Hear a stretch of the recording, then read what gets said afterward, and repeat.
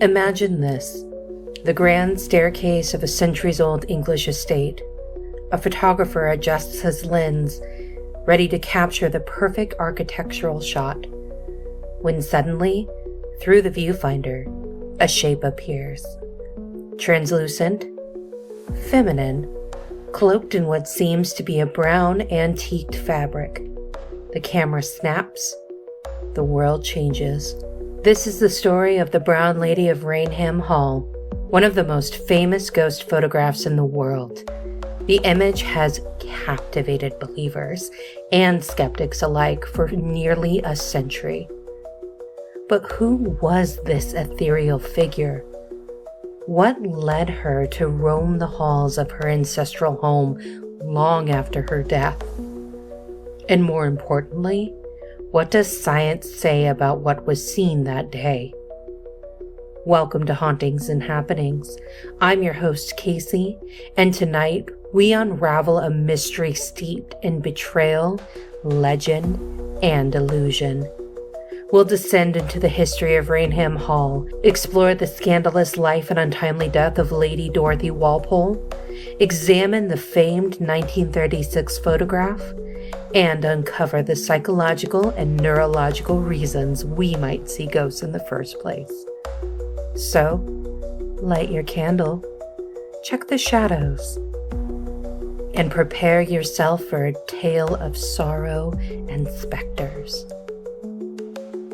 Nestled in the Norfolk countryside of England stands the Raynham Hall, an opulent 17th century mansion, rich in aristocratic history and, allegedly, haunted by the past.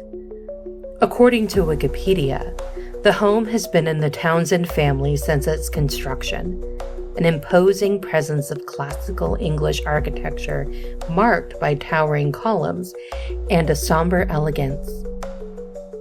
In The Brown Lady of Raynham Hall in Norfolk, England, author J.A. Hernandez paints the estate as more than just bricks and mortar. It's a vessel of memory and pain, holding within it the secrets of those who once lived and died there. Hernandez describes the hall as a place of grandeur laced with melancholy, a home where the dead may outnumber the living. Raynham Hall, states an article from the Little Shop of Horrors, was designed by architect Inigo Jones and has hosted royalty, including King George II. But even royal visits could not wash away the darkness that crept in its corridors. In her article for English historical fiction authors, Linda Root notes that the house has long been associated with ghost stories, long before the photograph that made the Brown Lady famous. Strange lights, disembodied voices, and that haunting figure on the stairs were whispered about for generations. But it is not merely the place that draws us in. It's the person. A woman betrayed, a prisoner of love and lineage, a ghost named Dorothy. To understand the ghost, we must understand the house, and to understand the house, we must understand the Townsends. According to the Raynham Hall entry on Wikipedia, construction began in the early 1600s under Sir Roger Townsend, who commissioned the now iconic design from architect Inigo Jones and later Roger Pratt. The result was one of England's earliest examples of Palladian architecture, elegant Italian-influenced symmetry set amidst the rustic moors of Norfolk. The home became the seat of the Townsend family, a politically powerful clan with deep roots in English nobility. Charles Townsend, the second Viscount, was known for his formidable temper and obsession with control, qualities that would come to define the most tragic chapter in the Hall's history. In the Wikipedia article on Charles Townsend, it's noted that while he was revered for his agricultural reforms, earning the nickname Turnip Townsend, he was equally feared for his treatment of family and staff. He was by many accounts, a tyrant in fine clothes. And it was this man who married Dorothy Walpole, sister of Robert Walpole, Britain's first de facto prime minister. Their marriage, as described in The Brown Lady of Raynham Hall, Burials and Beyond, was not one of love, but of politics. And soon after their wedding, whispers began to circulate. Whispers of infidelity, jealousy, and ultimately, imprisonment. Some stories suggest Dorothy was locked away in the hall, hidden from society and punished for rumored affairs, and slowly driven to madness. The Norfolk Record Office archives reveal that even her death in 1726 was shrouded in suspicion. Though the records list smallpox, the tales suggest heartbreak. Some say she was buried without ceremony. Others say she never left the hall at all. Her husband would live on, managing his estate and legacy with cold precision. And Dorothy? She became something else. They say the dead don't always rest, that some souls stay tethered to the earth by grief, betrayal, or the need to be remembered. The ghost known as the Brown Lady is said to haunt the sweeping staircase of Raynham Hall, but behind the flowing brown silk and hollow eyes lies the real woman, Lady Dorothy Walpole, born in 1686 into one of England's most politically prominent families. According to Wikipedia, Dorothy was the 13th child of Robert Walpole Sr., a Norfolk landowner with immense influence. But it was her brother, Sir Robert Walpole, who would go on to become the country's first de facto prime minister. As described in Burials and Beyond, Dorothy was known for her charm, her beauty, and her social grace. She fell deeply in love with Lord Charles Wharton, a rakish nobleman with a scandalous reputation. Their romance was passionate, but forbidden. Her father refused the match, calling Wharton immoral. And so, like many other women of her era, Dorothy's fate was sealed not by love, but by alliance. She was married off to Charles Townshend, 2nd Viscount, a man described by historians as both brilliant and volatile. His political legacy earned him admiration, but in his personal life, Townshend was domineering, even cruel. As stated in the Wikipedia entry on Townshend, his temper was legendary, and he was obsessed with order and obedience in his household. Author Ellie Bennett notes that after Dorothy and Townshend married, suspicions of infidelity quickly surfaced. Some stories claim that Dorothy had rekindled her relationship with Wharton. Others suggest she was simply too independent, too spirited for a man like Charles Townshend to control. Whatever the truth, one thread remains constant across multiple accounts. Dorothy was punished. According to the Norfolk Record Office, it's widely believed that Townshend imprisoned his wife in a remote room in Raynham Hall, cut off from visitors, locked away from society, and even from her own children. There are chilling suggestions that she was held there for years until her death in 1726 at the age of just 40. The official cause? Smallpox. But as J.A. Hernandez points out in his article, there's speculation that her illness and her death was a cover-up for something darker. There are no surviving letters from Dorothy, no extensive journal entries, no known correspondence from her to her brother Robert, who was by that time one of the most powerful men in England. Why didn't he intervene? That silence speaks volumes. As for her burial, it was said to be swift and without public mourning. Some claim she was interred in the family vault. Others insist she was buried on the grounds, her grave unmarked and her name all but erased. But if the living forgot her, the house did not. Soon after her death, guests began reporting sightings of a woman gliding through Raynham's hallways. According to Linda Root and English historical fiction authors, the figure wore a dated russet-colored gown, her face obscured, her presence sorrowful rather than menacing. One of the earliest recorded sightings was by King George IV, who reportedly left the home in terror after seeing her at the foot of his bed. Centuries later, in 1936, her form would be captured forever on film. But it was those early word-of-mouth accounts, tales of a spectral woman gliding past the nursery doors or standing motionless at the top of the stairs, that gave her a name: the Brown Lady. According to the enigmatic haunting of Raynham Hall, even staff who refused to believe in ghosts would quietly avoid certain wings of the house. Her former chambers, it's said, grew cold without cause. Candles refused to stay lit.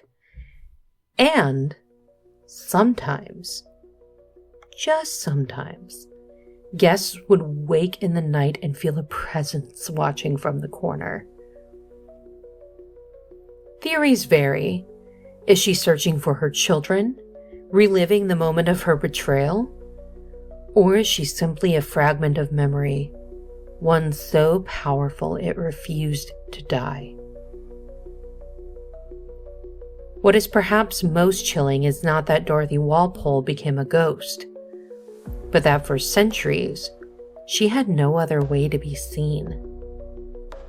A mother, a sister, a prisoner, a woman erased by history, made visible only through haunting.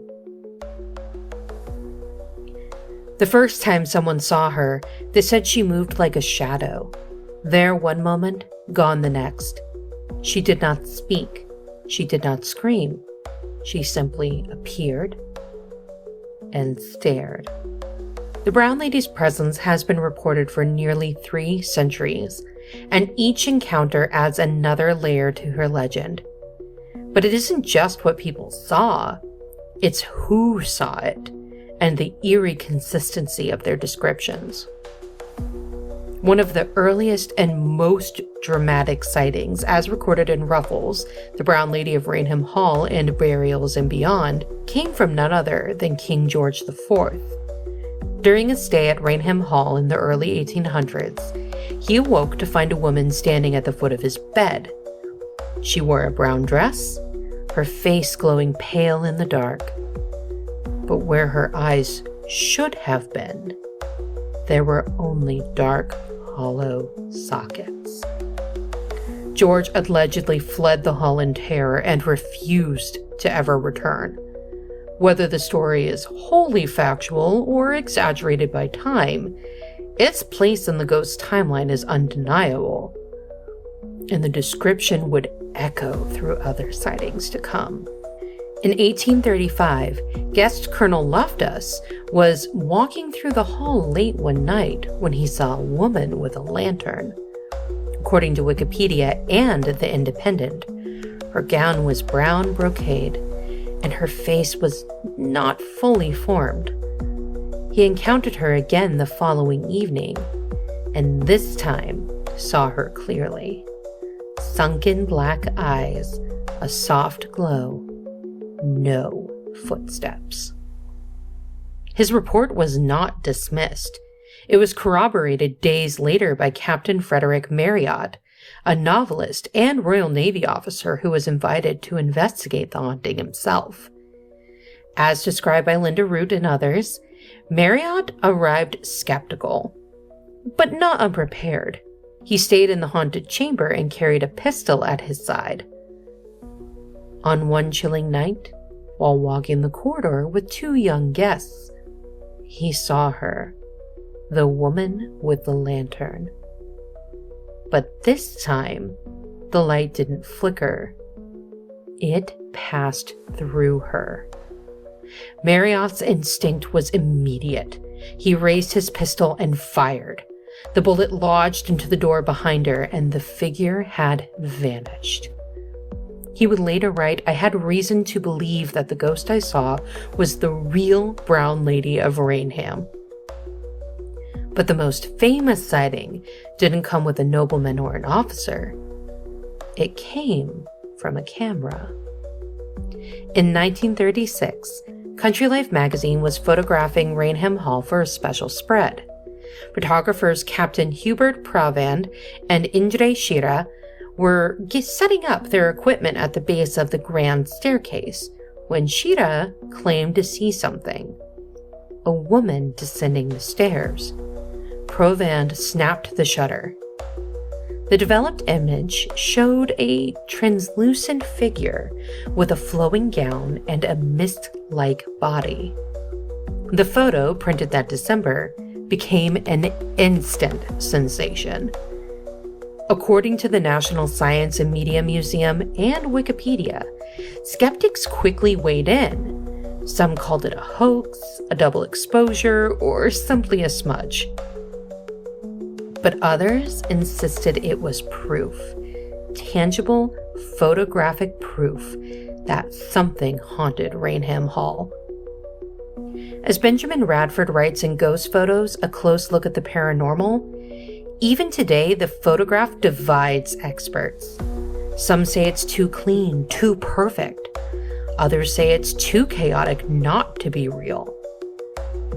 Caroline Marianne, in her article Creating a Ghost with Your Camera, demonstrates how a long exposure paired with gauze or even something walking away slowly down a staircase could produce something similar. She warns the camera doesn't lie, but it can certainly mislead. And yet, others believe it wasn't a trick at all. As noted in photographic plates and spirit fakes from the Science Museum Group Journal, Provand and Shira had no incentive to fake the photo. Their careers could have been destroyed had the photo been proven false. If this was a trick, it was a high-stakes gamble. But even after the camera went silent, the Brown Lady did not. According to the Ghosts of Raynham Hall, Norfolk and Spirits and Hauntings, tour guides and caretakers in the decades since have continued to report eerie phenomena. Visitors feel sudden chills on windless days. Lights flicker or go out entirely near the upper landings. One guide described feeling cold arms wrap around her from behind. Another claimed to see a shadowy figure on a closed-circuit security monitor, only to find the corridor empty seconds later. In the 1970s, according to the enigmatic haunting of Raynham Hall, a paranormal research group conducted an overnight investigation, only for every piece of recording equipment to malfunction the moment they entered the West Wing. Static, blackouts, drained batteries, as if the hall itself refused to be documented. But what makes these sightings unforgettable isn't just the visual. It's the feeling. Marriott never returned. Loftus claimed the ghost haunted his dreams. Some guests, according to Root, refused to speak of what they saw. One aristocratic visitor reportedly left the hall mid-dinner, pale and shaking, never to speak of his experience again. What is it about the figure in brown that chills us so deeply? Maybe it's the way she lingers, the sorrow that seems to follow her. Maybe it's because she doesn't chase you. She waits, watches, and vanishes. As stated in Spirits and Hauntings, some believe she's trapped. Others believe she's guarding something. But many, perhaps most, believe she simply wants to be seen, to be acknowledged, to be remembered. Of course, not everyone believes. Some say the photograph was an illusion. Others insist it was a brilliant hoax. We are going to examine the science and skepticism behind the famous image, as well as how easy it might be to conjure a ghost with nothing more than a camera and a clever hand. The camera, we're told, never lies. But when it comes to ghosts, photography has long walked the line between evidence and illusion. The 1936 photograph of the Brown Lady descending Raynham Hall's grand staircase may be the most iconic ghost photo in history. But to understand its power and its doubt, we must zoom out. Because this wasn't the first ghost captured on film, and it certainly wasn't the first time photography was used to prove the impossible. According to Spirit Photography on Wikipedia, the practice began in the mid-19th century, when the invention of the camera collided with a Victorian obsession with spiritualism. Grieving families, desperate to see lost loved ones, turned to men who claimed to capture spirits on glass plates. The most notorious of these was William H. Mumler, a Boston photographer who, according to When a 19th Century Spirit Photographer Claimed to Capture Ghosts by Becky Little, produced images of clients seated beside the faint forms of their dead relatives. Among these believers, Mary Todd Lincoln, who allegedly sat for Mumler and received a photo of herself with the ghostly image of her late husband, President Abraham Lincoln. But as the Science Museum Group Journal details in Photographic Plates and Spiritual Fakes, Mumler's work was eventually exposed. His ghostly figures were traced back to previously used negatives, double exposures, printed from earlier clients who happened to resemble the spirits. He was brought to court, accused of fraud, though never convicted formally. Still, the damage was done.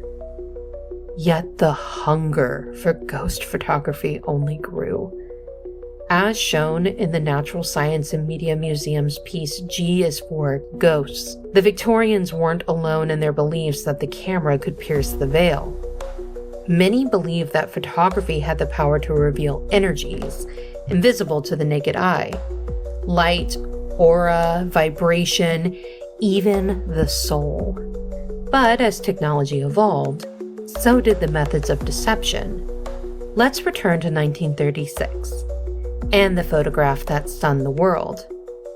Taken by Captain Hubert Provand and Indre Shira, the image depicts a misty figure in motion on the stairs. No one else was reportedly present. Shira said he saw the form. Provand claimed not to, but pressed the shutter when Shira called out. As discussed in the Brown Lady of Raynham Hall, Norfolk Record Office, skeptics immediately pointed out how easily such an image could be faked. The most likely culprit? Double exposure, a technique where a film is exposed twice, capturing two images on top of each other. In Ghost Photos, a close look at the paranormal, Benjamin Radford explains how the effect could have been achieved by first photographing the empty staircase and then photographing a person in costume walking down slowly. When the negatives overlapped, the result would be haunting, but entirely natural. Photographer Caroline Marian, in her article Creating a Ghost with Your Camera, walks readers through how similar effects can be repeated today. All you need is a long exposure, soft fabric, and a model moving just slowly enough to blur. Photography, she writes, isn't just about capturing what's there. It's about framing what we think is there. That idea is echoed by paranormal photography, auras, lens flares, and psychological priming on the Haunted Spots blog, which explores how lens flare, motion blur, digital artifacts, and environmental conditions can all create unintended but spooky results. Even something as simple as a fingerprint on the lens, a shift in light, or a speck of dust caught in flash can morph into the shape of a face or a figure. Our eyes, eager to find meaning, fill in the gaps. And this brings us to a crucial intersection where technology meets psychology. In the article Seeing Ghosts, writer James Hughes notes that spirit photography often relies on what he calls visual priming. When we're told what to look for, say a ghostly woman in a photo, our brains will often find it, even if it's not there. But what makes the 1936 image so enduring is not that it's the best example of ghost photography. It's that it came at a time when the world was beginning to doubt. It was the last gasp of the spirit photography era, as science, skepticism, and photographic evidence collided. No trick has ever been proven, but neither has the ghost. It remains suspended, like Dorothy herself, between worlds. So is it real? Or is it simply a masterstroke of timing, motion, and myth? That perhaps is a question that keeps her walking down those stairs, captured in that eternal descent. I want you to close your eyes and imagine this. You're alone in a dark, unfamiliar house. Every floorboard creak feels sharper. Every shadow looks deeper. And when you catch a glimpse of movement from the corner of your eye, your breath catches. Was it something or someone? According to social psychologist Brett Pelham, featured in Argos Real USC News, what we perceive in those moments is rarely what's actually there. It's about what our brains expect to find and what we've been taught to fear. Ghost sightings are not just rooted in folklore or imagination. They are grounded in psychology, biology, and neurology. And once you understand how the brain processes fear, ambiguity, and memory, it becomes much easier to understand why so many people see ghosts. Let's start with fear. When we're afraid, especially in darkness, our brains shift into survival mode. As explained by Ariana Toxakis and Megan Papish in their article, Why Some People See, Hear, or Feel Ghosts, our prefrontal cortex, amygdala, hypothalamus, and periaqueductal gray all become hyperactive. These regions handle everything from interpreting our surroundings to triggering panic and flight responses. The problem? In that heightened state, we don't process information accurately. Our brains begin to fill in the blanks, trying to make sense of ambiguous stimuli. A coat on a hook becomes a crouching figure. A draft becomes a whisper. A shadow becomes a ghost. This is where pareidolia plays its sinister trick. As Toxakis and Papish explain, pareidolia is the tendency to see patterns, especially faces, where none exist. It's the same reason we see animals in clouds or Jesus in a piece of toast. In dim light or under stress, the brain's need for meaning kicks into overdrive. And the darker the room, the stronger the illusion. But pareidolia is only part of the equation. In the Psychology Today article, Why Some People See Ghosts and Others Never Do, author Christian Durrett explores how beliefs, personality traits, and even childhood experiences influence one's likelihood to perceive the paranormal. People high in absorption, the tendency to become deeply immersed in experiences, are more likely to report supernatural encounters. Those with strong religious or spiritual beliefs are also more prone, especially in emotionally charged situations. And there's confirmation bias. Once you believe you're in a haunted location, your brain begins searching for proof, even where none exists. Every creak, breeze, or shift in light becomes part of the narrative. Then there's an attentional blindness, our tendency to miss what's right in front of us when we're focused on something else. As discussed in Why People See, Hear, or Feel Ghosts, if you're scanning a room expecting to see a ghost, you might not notice your cat slipping past, or your partner moving quietly in another room. The unexpected becomes the unexplainable. In some cases, our expectations are so strong, they cause hallucinations. According to goodtherapy.org and psychologist Chris French, these are not signs of mental illness, but of reality distortion. Our brains can temporarily override input from our senses, especially when primed by fear, fatigue, or emotional stress. French, in his interview, Ghosts, Ouija Boards, and ESP, notes that people who experience sleep paralysis, a terrifying condition where you awaken but cannot move, often report seeing shadowy figures, feeling pressure on their chest, or sensing an evil presence. These sensations are biological, but feel supernatural. But perhaps the most compelling explanation comes from the psychology behind belief in ghosts, published by Peterhead Prison Museum.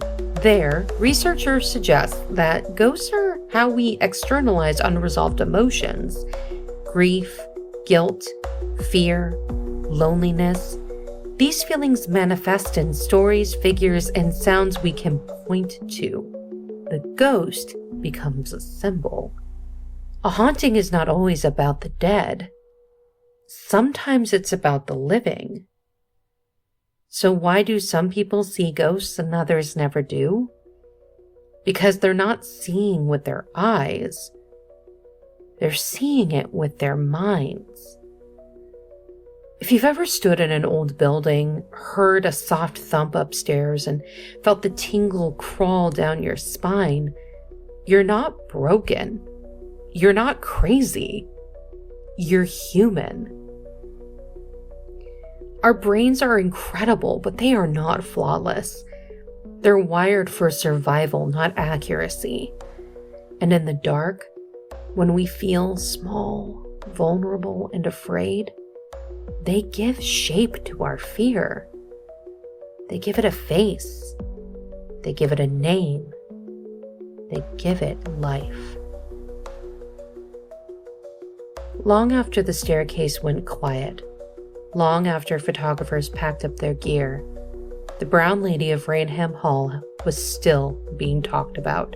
She became more than just a ghost. She became a cultural landmark, a spectral celebrity. Her image, frozen in that 1936 photograph, has appeared in textbooks, documentaries, museum exhibits, and ghost hunting television shows across the globe. As noted in photography's Chattering Ghosts from the Los Angeles Review of Books, the brown lady photo was one of the earliest paranormal images to transcend the spiritualist circles and enter public consciousness. A ghost that belonged to everyone. And it wasn't just because of the photo. It was the story.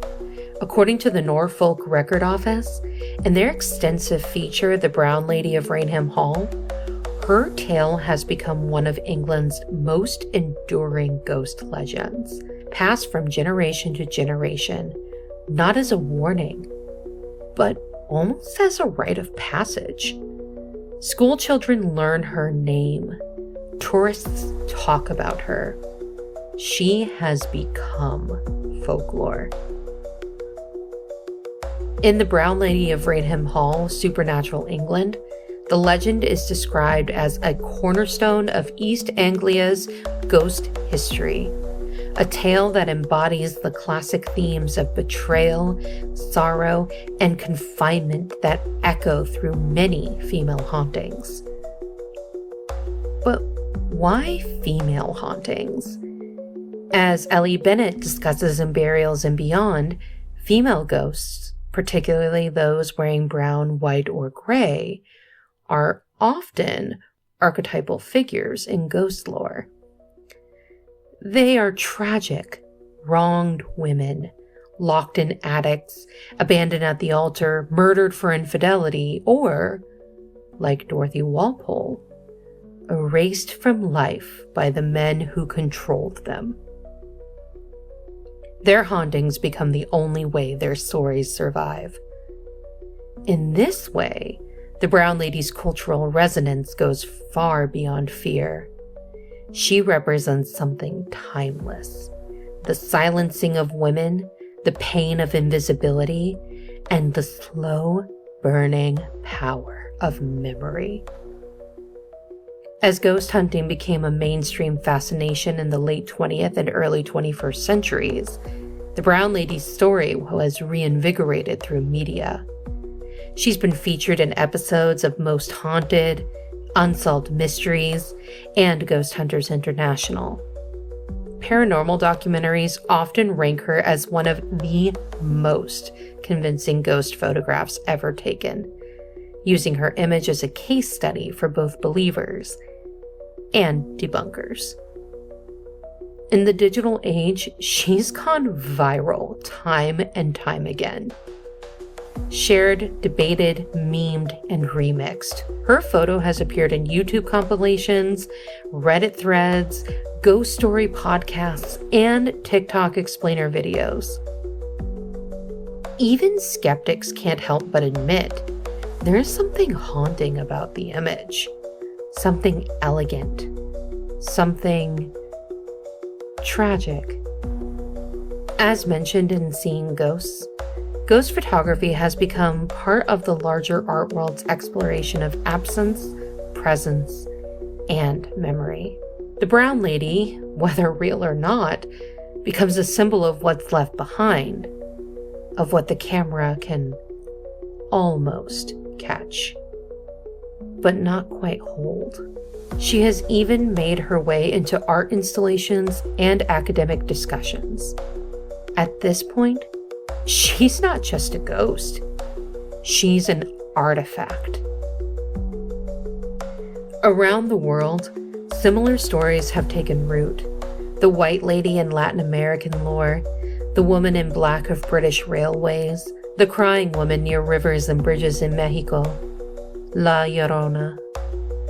All of them reflect cultural anxieties about loss, justice, and female suffering. The Brown Lady fits among them not as an outlier, but as part of a global ghost tapestry. Each thread telling a different truth, but woven from the same fabric. As Linda Root points out, the endurance of this Brown Lady legend may lie in its subtlety. There's no blood, no screaming, no attack, just a woman watching, waiting, becoming history's most elegant haunting. In the end, the Brown Lady's greatest cultural power may be this: she reminds us that ghosts don't just haunt halls, they haunt stories. And some stories are too powerful to fade. At this point, you've heard it all. The chilling sightings, the scientific theories, the photographic evidence, and the emotional weight of the legend. So now, it's time to ask you, do you believe?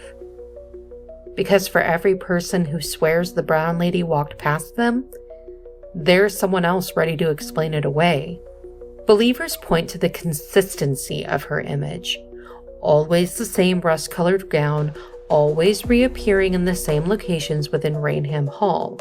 They highlight the credibility of early eyewitnesses, military officers, noblemen, even royalty.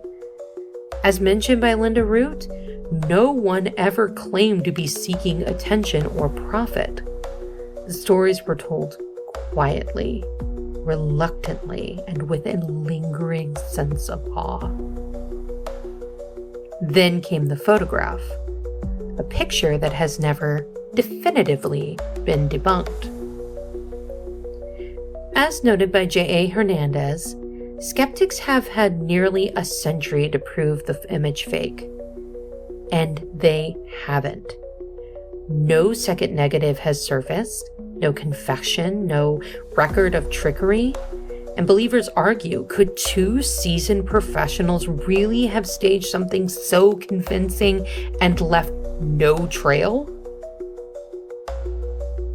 In this view, the Brown Lady is more than a shadow or a camera glitch. She is a residual presence, an echo of sorrow so powerful that it seared itself into the fabric of her home. Her appearances aren't about scaring, they're about being seen. But the skeptics? They have their own arsenal. According to Benjamin Radford in Ghost Photos, A Close Look at the Paranormal, the photograph could easily be a case of double exposure, whether intentional or accidental.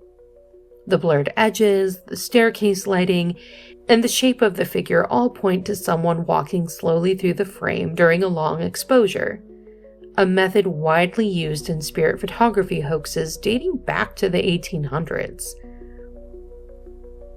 And skeptics like Chris French remind us that we cannot trust our senses when fear is involved. Once we believe a place is haunted, every gust of wind, flicker of light, or creak of wood becomes part of the haunting. Our brains construct the ghost and explain the unease. Pelham, writing in Are Ghosts Real, adds that the desire to find patterns and make meaning out of chaos is hardwired into us. In fact, he suggests the belief in ghosts may stem less from the presence of spirits and more from our fear of death. We don't want to believe it ends, so we create stories to keep the dead near. And then there's the question of motivation. In The Spectre of the Brown Lady Will Haunt Us No More, published in The Independent, journalists argue that ghost stories are good for business. They attract tourism, academic interest, and media attention. Raynham Hall itself, while not open for public ghost tours, has seen some renewed interest every time the photograph resurfaces online. Could it all be part of a long, carefully cultivated mystery? Maybe. But then again, maybe not. In the end, it may not matter which side you're on, because the Brown Lady exists now in a realm even more powerful than the paranormal. She exists in the cultural consciousness. She is the perfect ghost story, unresolved, unexplained, and unforgettable. And maybe that's why we keep coming back to her. To doubt her is to protect ourselves from uncertainty. To believe in her is to embrace the possibility that some things defy explanation. That some sorrows echo forever. That some women, silenced in life, find their voices in death. She was born Dorothy Walpole, noble by blood, tragic by circumstance.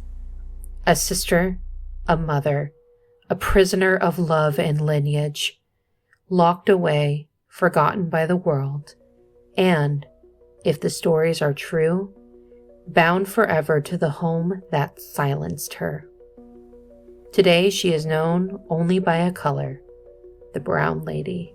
Her figure drifts through our collective imagination not with malice, but with melancholy. And maybe that's why she endures. Not as a specter of fear, but as a symbol of something left undone, a life interrupted. Across centuries, cultures, and belief systems, ghost stories persist. Some serve as warnings, others offer comfort. But the very best, the ones that stay with us, are the ones that reflect back something human. And that's what the Brown Lady gives us. She is the unanswered question, the blurred line between memory and myth, the reminder that even in death, some stories refuse to be buried. We may never know what really happened to Dorothy Walpole. We may never prove or disprove that photograph. But in the end, the truth may not lie in the evidence. It may lie in the feeling. That moment of stillness, that breath caught in your throat, that sense just for a second that you are not alone. So the next time you walk down a grand staircase, the next time a shadow moves where it shouldn't, the next time you feel the past brushing against the present, ask yourself, was it just your imagination?